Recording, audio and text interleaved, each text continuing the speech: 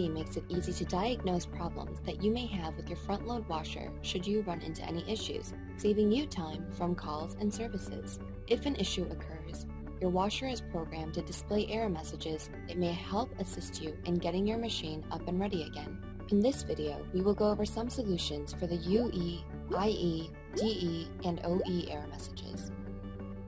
If you receive a UE error message, your washer tub may be out of balance. This can occur if items have gathered on one side of the tub. Rearrange the items in the tub to help balance the load. An IE error message is an indicator that water is not being supplied to your washer or that the water pressure is too low. Make sure that your water lines are properly connected and turned on.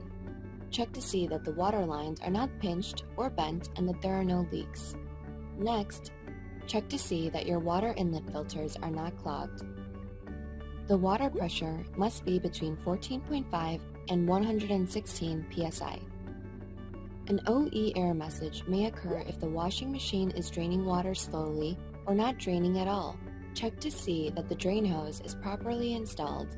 Make sure that the drain hose is not pinched, clogged, or frozen. If you receive a DE error message, this may mean that the washer tub is unable to rotate.